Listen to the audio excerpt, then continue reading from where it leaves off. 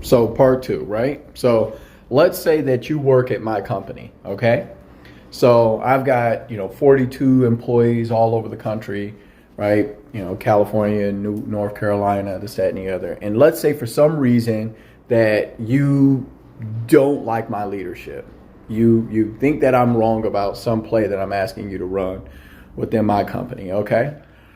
While you are working for me, right? While you're within the business of basically Black Jesus, then you have to do what I ask you to do. If not, you're fired, okay? Now, if you decide to fire me as your boss, meaning you want to leave the company, then you can go and do whatever you want to do. But what doesn't work is you can't be underneath my company representing my name as part of my business and then go and do what you want to do, right? And so that's why it's very necessary that if you're a woman, you submit to the authority of your husband. If your husband is unfit, then that's a different animal right there. But what we have is women entering into these marital bonds with an agreement that doesn't require their submission, their cooperation, the granting of authority, the acceptance of leadership, none of that. And then they wonder why the relationship doesn't work.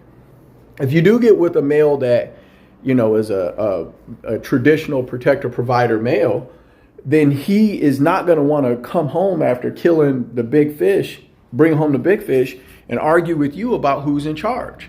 And a lot of women, they say, well, why can't we both be in charge? Well, show me the company with two CEOs or the country with two presidents. People don't run things that way.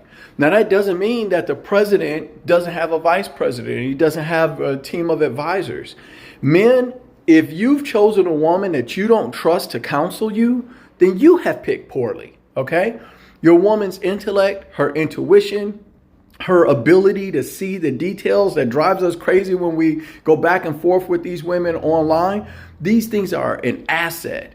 It's an asset because the woman can see all of the different spots and holes in your game. And she'll tell you about that. She'll tell you about weak ass motherfuckers that are in your circle because she can see bitch ass tendencies inside of them more easily than you may when it comes to their behavior and things that they say, what they didn't say, why they said what they said, when they said what they said, all of those different things. A woman's mind is trained to see those things because she has to have a different level of discernment than a man does, because she has to protect herself.